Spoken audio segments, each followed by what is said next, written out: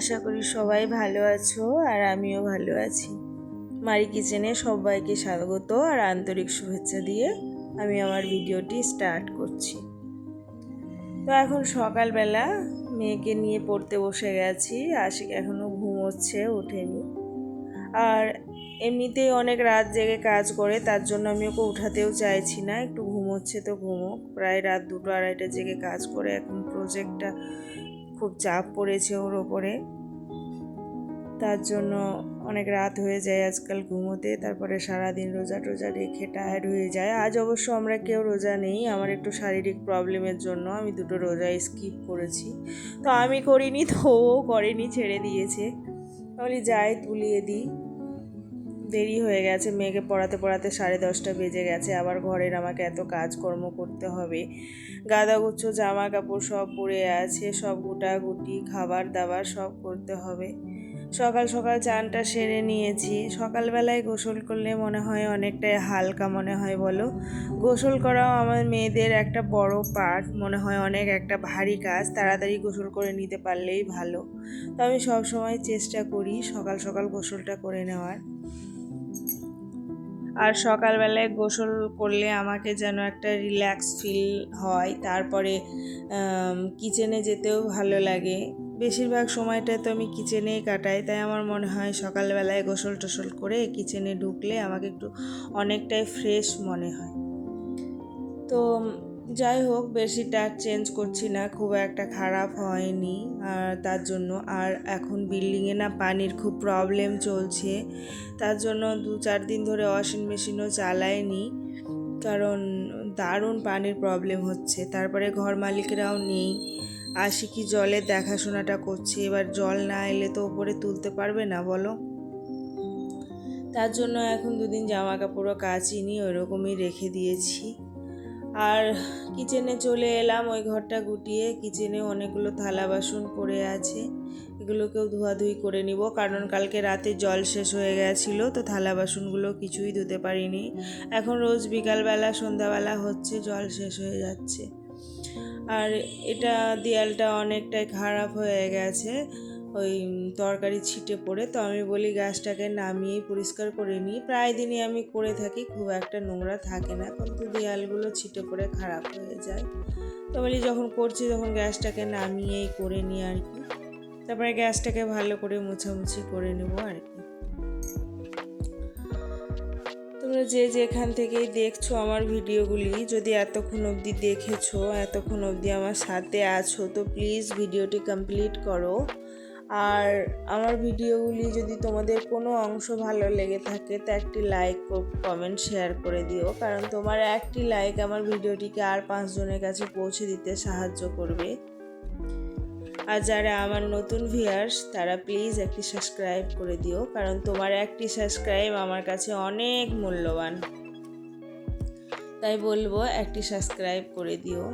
ডাইনিংটা আর বলোনি, ডাইনিংয়ে তো আমার সব কিছু, মানে সব জামা কাপড়, ব্রাশ, চিরুনি, মানে যত যা সারা সংসারের আছে আমার ডাইনিংয়ে এসে সব জমা হয়ে যায়।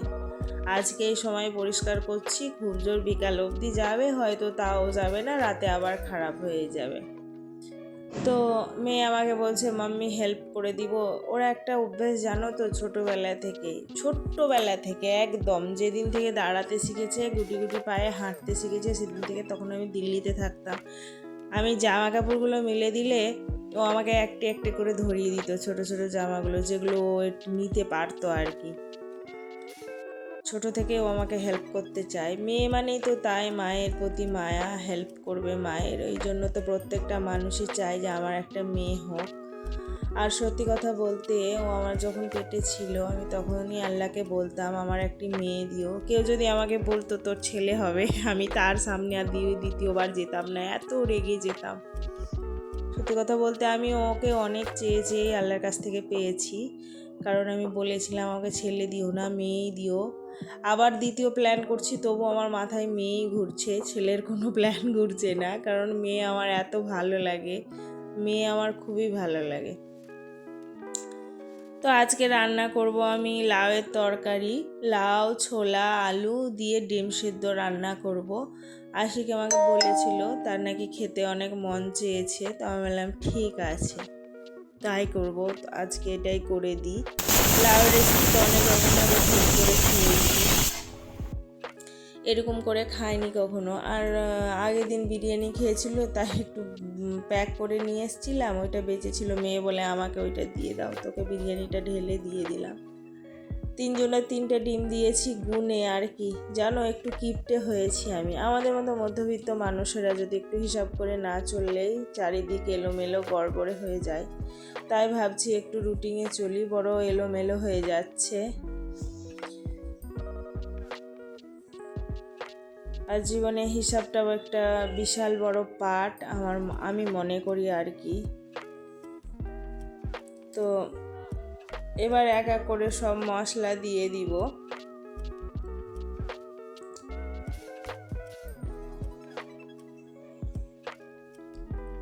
পেঁয়াজ পেস্ট দিয়ে দিয়েছি, আদা রসুনের পেস্ট, তারপরে লঙ্কার পেস্টও দিয়ে দিব, কারণ এখানকার লঙ্কা আমি একটা নিয়ে আসি, সেটা খুব লাল, আর ওটা পেস্ট করে আমি তরকারিতে দিই, তবে কালারটাও খুব একটু সুন্দর আসে।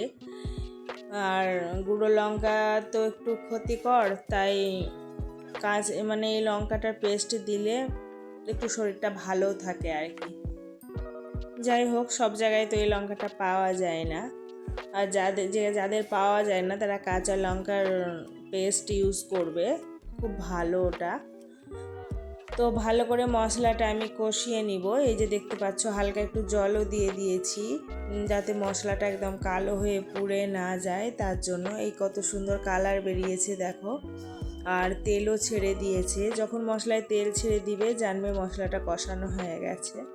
তারপরে সবজিটা ঢেলে দিয়ে ভালো করে নাড়াচাড়া দিয়ে নিব, আর ডিমগুলোকেও ছেড়ে দিব, ছেড়ে দিয়ে জল দিয়ে ফুটিয়ে নিব, তাহলে আমার রান্নাটা কমপ্লিট হয়ে যাবে।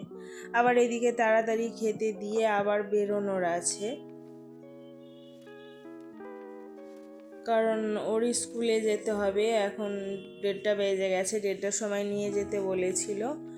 আর ওরা স্কুল থেকে আজকে ওর তো অ্যানুয়াল ফাংশান আছে স্কুলে, এটা ওর লাস্ট PP2 এখন ইউকেজি, এবার অনে উঠে যাবে মেয়ে, তাই ওদেরকে জুনিয়র গ্র্যাজুয়েটের আজকে অ্যাওয়ার্ড দেওয়া হবে, আর তার জন্য সিলেক্ট করা হবে আর কি। তো তার জন্য যাচ্ছে, এখন নিয়ে যায়, ছেড়ে আসি, তারপরে আমরা প্যারেন্টসরা যাব, ওই 4:30 5টার দিকে যাব। তো মেয়েকে ছেড়ে এসে অনেকটা সময় বাড়িতে কাটানোর পরে টাইমও হয়ে গেছে, তো আমরাও চলে গেলাম ওদের ফাংশানে। তো তোমরাও চলো আমাদের সঙ্গে সঙ্গে। এই যে দেখতে পাচ্ছ দুটো মেয়ে আসছে, এরা আমার মেয়ে থেকে বড়, এরা অন্য কিছুতে পারফরমেন্স করবে আর কি। আর প্রত্যেককেই ড্রেস দিয়েছে, কি সুন্দর দিয়েছে সবাইকে, এক একজনকে এক এক রকমের ড্রেস দিয়েছে। ইউকেজি, LKG, PKG, ওরা তো ছোট বেবি, তা ওদেরকে আরও সুন্দর সুন্দর ফ্রক দিয়েছে।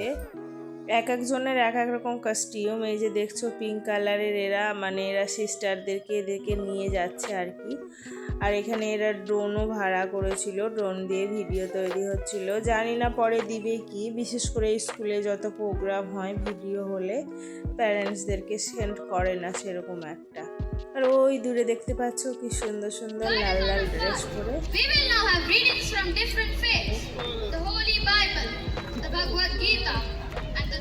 হায়দ্রাবাদে কি বলো তো, আমাকে সব থেকে একটা জিনিস ভালো লাগে, এখানে কোনো রকমের ভাষা চলে না, শুধুমাত্র ইংলিশ, শুধু এখানে ইংলিশটাই চলে, বাকি আর কিছু চলে না। আমাদের ওয়েস্ট বেঙ্গলে কি বলো তো, থেকে থেকে ম্যামেরা দেখি বাংলাও বলে, বাচ্চারাও বলে, আর এখানে অনলি অন ইংলিশ, শুদ্ধ ইংলিশ। আর এই যে এই মেয়েগুলো ডান্স করেছিল এখানকার তেলেগু গানে, খুব সুন্দর নেচেছিল, খুবই সুন্দর নেচেছিল, আমার তো খুব ভালো লেগেছে, এত সুন্দর ডান্স করেছে। আর এটা আমার মেয়েদের স্কুলের প্রিন্সিপাল, এই সিস্টারটা। কারণ এটা খ্রিস্টান স্কুল তো। এটা এটা হয়তো এলকেজি হবে, হয়তো আমি জানি না, এলকেজি হবে। এদেরকে এই ড্রেসগুলো দিয়েছে স্কুল থেকে, প্রত্যেকটা বাচ্চাকে ড্রেস দেওয়া হয়েছে। হ্যাঁ, তার জন্য চার্জ নিয়েছে, বাট চার্জ হিসাবে ড্রেসগুলো দিয়েছে। এত ভালো ডেকোরেশন করেছে, এত ভালো আইটেম করেছে, খুব ভালো লেগেছে আমাকে। সবাইকে একই রকমের ড্রেস দিয়েছে, এই যে এদেরকে আরেক রকমের ড্রেস দিয়েছে, এদের ড্রেসগুলো আর সুন্দর লাগছে। তো আমি গানগুলো দিতে পারিনি, এই যে দেখতে পাচ্ছ এদেরকে রেড হোয়াইট দিয়েছে। তো গানগুলো দিতে পারিনি এই কারণেই, কারণ তোমরা তো কম বেশি সবাই জানো যে গান দিলে কপিরাইট পড়ে যাবে, তার জন্য আমি গানগুলো দিতে পারিনি, কপিরাইট পড়ে যাওয়ার ভয়ে আর কি। এখানে সবাই এখান থেকে ওখানে ডাইরেক্ট যে কানেকশান হচ্ছে ওটা, কেউ ড্রোন সব এখানে নিয়ে বসেছে। তারপরে লাইভ চলছে, সেই লাইভটাও দিয়েছে। এই যে এবার আমার মেয়েরা চলে আসলো।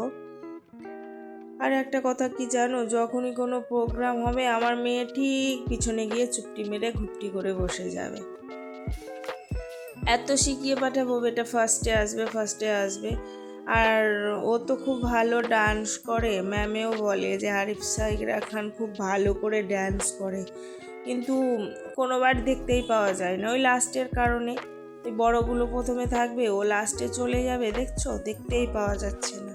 তো কোনো সময়ই দেখতে পাওয়া যায় না, সব সময় লাস্টে চলে যায়। আর ও বাড়িতে যতই বদমাশি করুক না কেন, ওকে যে ম্যাম যা বলবে তাই করবে। স্কুলে খুব লক্ষ্মীমন্ত মেয়ে হয়ে থাকে প্রচণ্ড, কারণ স্কুলে কোনো বদমাশি করে না। আমি ওকে বাড়ি এসে জিজ্ঞাসা করলাম, বেটা তুমি লাস্টে কেন বসলে, ফার্স্টে বসলে না? বলো ম্যাম আমাকে ওখানেই বলেছে। তুই ফার্স্টে চলে এলে? বলে আমাকে যা বলবে ম্যাম তাই করবো, আমি ম্যামের কথার উপরে যাব না। আমি তোমাকে দেখতেই পাচ্ছিলাম না। বলে দেখতে না পেয়েছো তো কী হয়েছে, আমি পারফরমেন্স তো করেছি, আমি নিজে তো জানি আমি ভালো করেছি।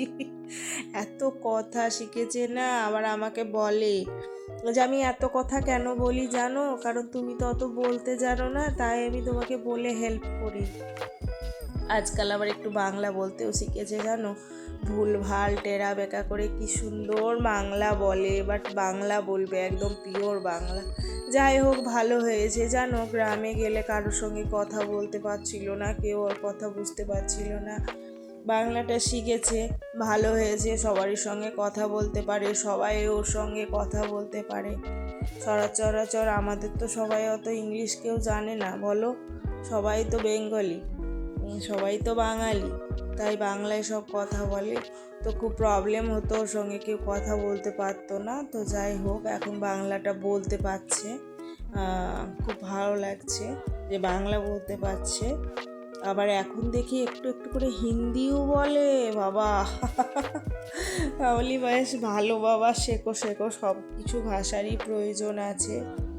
আর এখনকার বাচ্চারা, আমার মেয়ে বলেই নয়, সব বাচ্চারা এত স্মার্ট, প্রচণ্ড স্মার্ট, পেট থেকে পড়তে না পড়তেই তারা প্রচণ্ড স্মার্ট।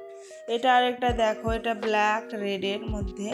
এবার এই যে এদেরকে গ্র্যাজুয়েটের জন্য মানে করা হচ্ছে, আর সব সার্টিফিকেট দিবে, একটা করে গলার মেডেল দিবে, আর আরেকটা কি দিয়েছে কে জানি, দূর থেকে বুঝতে পারিনি। আবারও পিছনে গিয়ে দাঁড়িয়েছে, দেখছো ওই যে নেক্সট লাইনে। তো খুব ভালো লেগেছিল। আবার একটা গানে ওদেরকে পারফরমেন্স করালো, তো আমি একটু জোরে দিয়েছি, কেন বলো তো, গানটাও দিতে পারছি না। তারপরে তোমরাও বোর হচ্ছ যে কি দেখাচ্ছে আমার মেয়ে, আমাকে ভালো লাগছে, তোমাদেরকে তো ভালো লাগবে না বলো, তোমরা বোর হবে।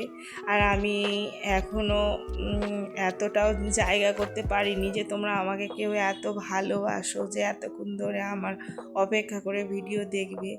আর কেউ কেউ সত্যি আমাকে অনেক ভালোবাসে, এখনও অবধি আমার ভিডিও তারা দেখছে, আমি জানি, ধৈর্য ধরে, তাদেরকে অনেক অনেক অনেক ধন্যবাদ। তো চলো আজ এই অবধি, আবার কালকে একটা নতুন ভিডিও।